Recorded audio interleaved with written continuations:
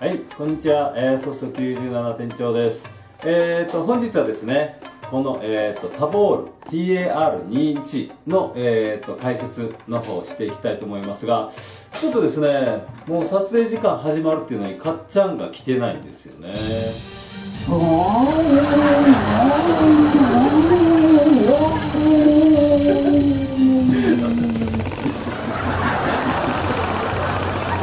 はい、こんにちは。皆さんのアイドル、かっちゃんです。はい、なんか言うこと、そう、もう出落ち。終わりです。それに全部をかけたんだね。はい、もううちの社長動画撮るとき、明日かっちゃんタボールの動画撮るからって言われて、もちろんオチもあるんだよね。もう昨晩一生懸命作りました。これ。なるほどですね。じゃあもう今日はこれで頑張るということですね。はい、手は出ませんが。はい、ということでね、待ってよ、やる前にかっちゃん、この M113 お、7ここに気づかれましたか。はい、これはですね、今はもう相当型番が古いんですけども、世界で大ベストセラーになった装甲、歩兵戦闘車が、出てこない。喋りにくそうだな。ちょっとね、気が興奮する。はい。兵員輸送車ですね。装甲がついた。はい。こちらに乗って敵の銃弾から兵士を守りながら目的地に連れていくっていう戦場のタクシーです。なるほどですね。まあこれはこのタボールと深く後で関わってくるのかな。はい。じゃあそれについては後ほどですね。はい。聞いていきたいと思います。はい。じゃあ本体の説明私の方からさせていただきたいと思います。はい。それではですね、S&T 製のタボール TAR21 のフラットトップレールですね。こちらの方を説明させていただきたいと思います。まず外観パッと見てなんですけども、ブルパップスタイルでね、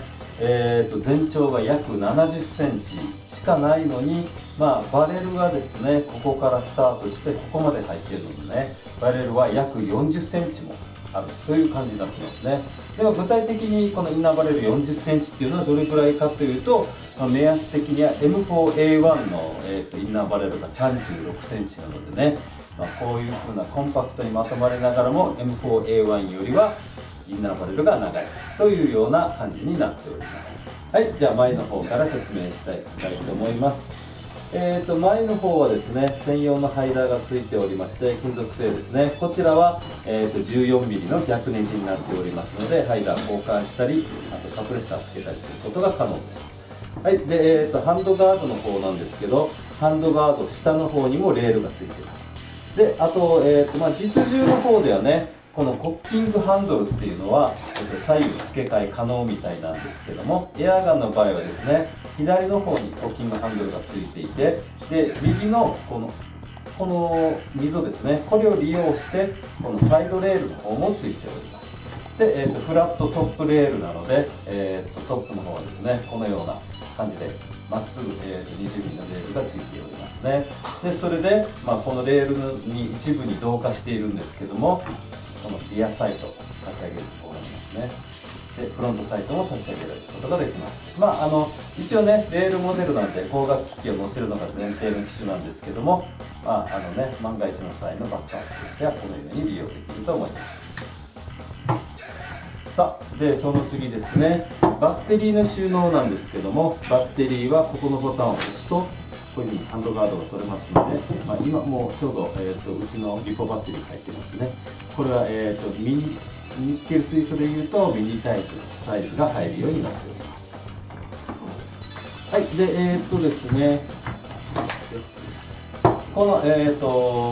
下のレールとこのサイドレールの方なんですけども、ここはですね、六角のネジで取り外しが可能になっています。で、取り外すと、こういう感じですね。こういう感じでシンプルになりますね。この方が握りやすいと思います。レール、アンダーレールついている状態でちょっと逃げにくいので、そこからさらにフォアグリップつけたりという方にはこちらがおすすめですけども、そのままでご使用される方はレールは外した方がいいと思います。サイドはライトとかですね、このような光学機が載せられると思います。はい、じゃあそれではですね、ここ今ポートが開いた状態になってるんですけども、ホッキングハンドルを引くと、こちらのポートが開いた状態で固定されますので、ポップの調整は簡単にできると思います。で、最後下のこちらですね、こういうふうに勢いよく心臓通ってね、一緒に気持ちよく閉じれますね。はい、で、マガジンの方は M4 と同じ、スタナグマガジンですね、共通のマガジンになっております。ね、マガジンのリリースボタンはこちらですね。結構直感的に引き抜くことができると思います。はい、じゃあ反対側行きましょう。反対側、こちらにセレクターがありますね。セーフティーと、単発と連発の切り替えができます。はい、であとは特筆することは、これで見せた方がいいかな。こういう感じで刻印の方も入っているのでね、割とリアルなんじゃないかなと思います。はい、でこのタボールなんですけども、実は皆さん知ってるかもしれないんですけど、安いバージョンと高いバージョンがありますね。うちで扱っているのはアドバンスバージョンかな。この樹脂の質感も全然違いますし、ブローバックがついてますね。で、巷では、これの安いバージョンでもうちょっとチープな感じな外装と、あとはブローバックがしないモデルっていうのが、あるようですが、うちは基本的にね、高級モデルだけを取り扱いたいと思います。はい、それでで今の話でも出たんですけど、ブローバックするのでちょっと見てもらいましょうね。これでな。こちらが、トリガーと連動して動くんですけど、セミでちゃんと動きますね。フロートで動きます。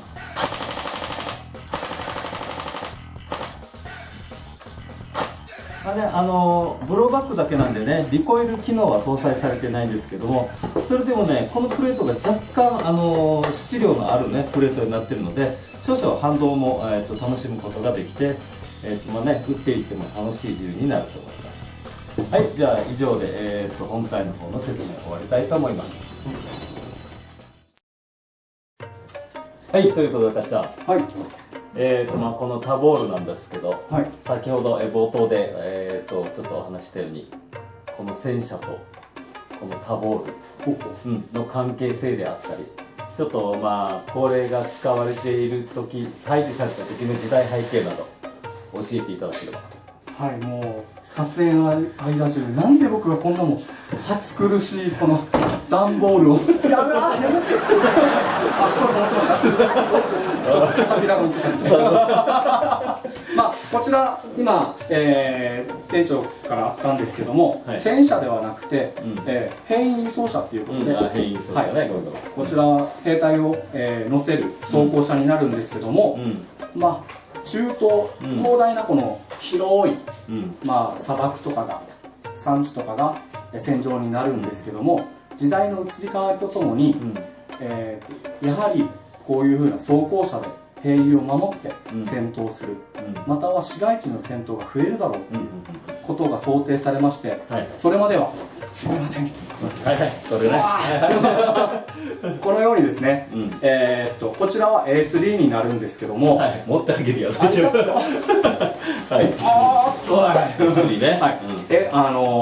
それまではイスラエル軍はアメリカ軍から供与されたというか、購入した M16A1 を使ったんですね。これは前の回のガリルでちょっと話があったね。そうですね、はい。ですが、この長いバレル、そうだね、一応ちなみに補足なんだけど、M16 は全長で約100センチ、1メーター、あるね。でそれで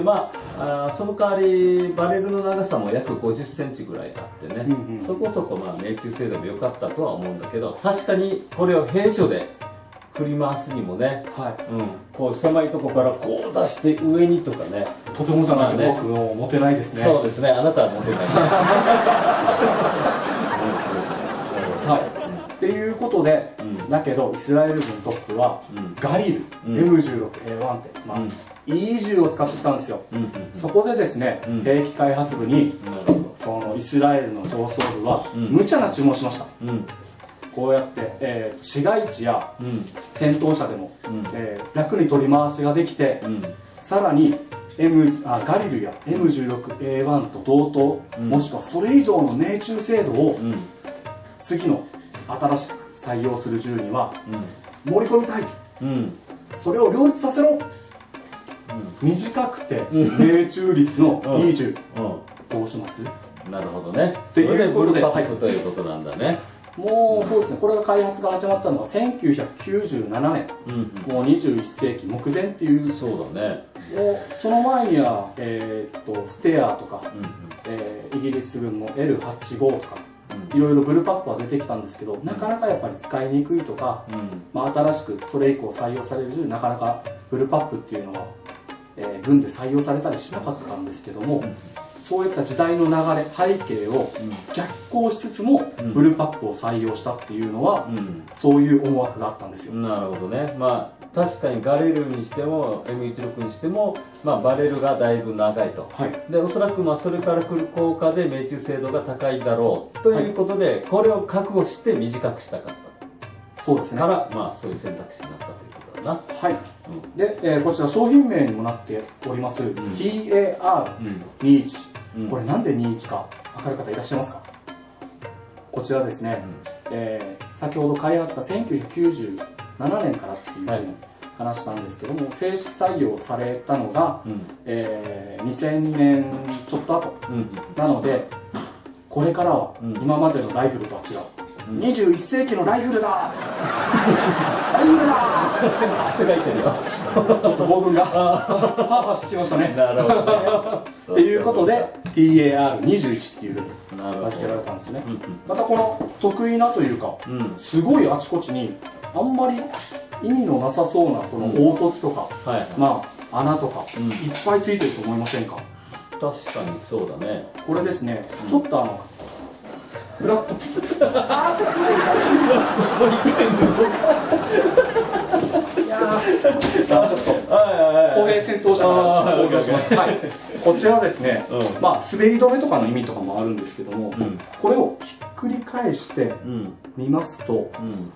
前方が太く下がっていくとちょっと細くなっているように見えませんか？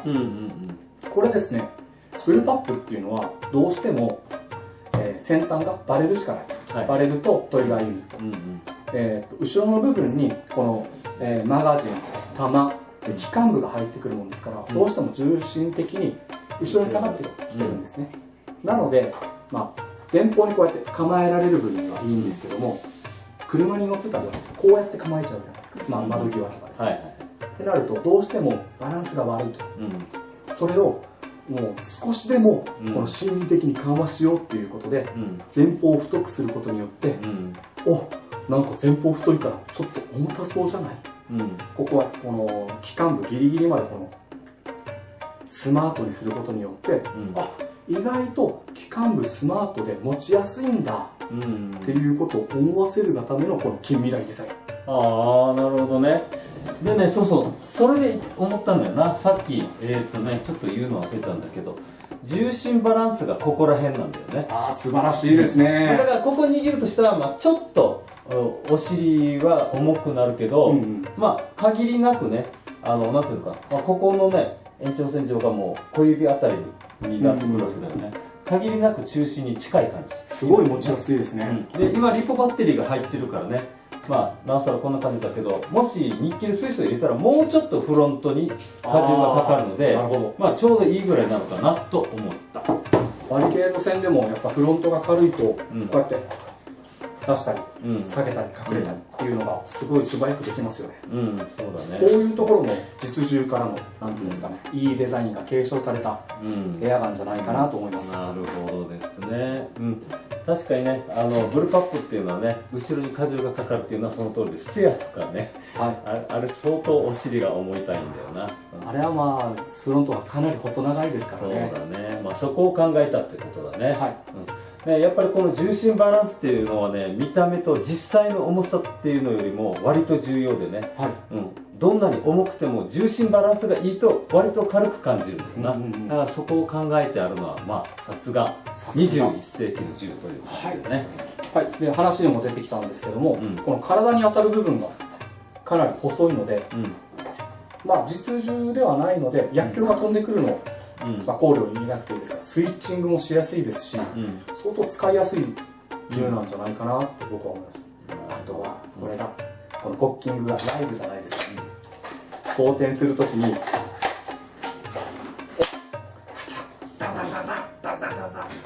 このごっこ遊び、このシミュレーションもう楽しいです。楽しいっていうのは顔面で表現するなるほどね。あーカメはい、もう終わろうかな。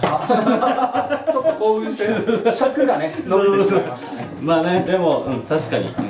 重心バランスまで考えられてね、いい銃ですので。さらにもう、ブローバックまでついてる。最高です。楽しいね。確かに。OK、じゃあ、まあ、あとは、かっちゃんにこの後、実写レビュー、撮ってもらいましょう。今回は、調整メニューは何ですか？今回の調整メニューは、こちらですね、ブローバックモデルなので、最上位がググニル。なるほどね。連射サイクルを上げると、まあちょっとブローバックに負荷がかかると。じゃあ命中精度を上げたグングニルでの実写レビューになると思いますので、じゃあぜひご覧ください。どうぞ。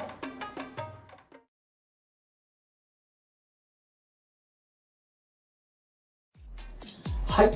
では皆さん早速 S&T TAR21 タボールブローバックモデルの試写動画の方を撮っていきたいと思います。こちら名前にもある通りブローバックモデルということで、しっかりとこの排気口がブローバックします。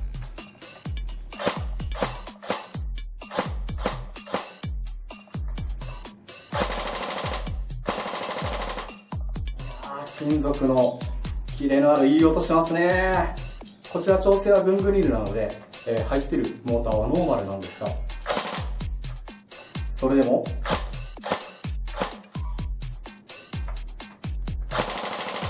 このようにいいブローバックを効かせてくれます。対応バッテリーも、ミニバッテリー、リポバッテリーでしたら 2000mAh ですので、相当な大容量でゲームでも使いやすいんじゃないかなと思います。これは実際にこうやって打ってると楽しいんですよね。はい、というわけで、僕が楽しんでるわけにもいかないので、早速実写の方打っていきたいと思います。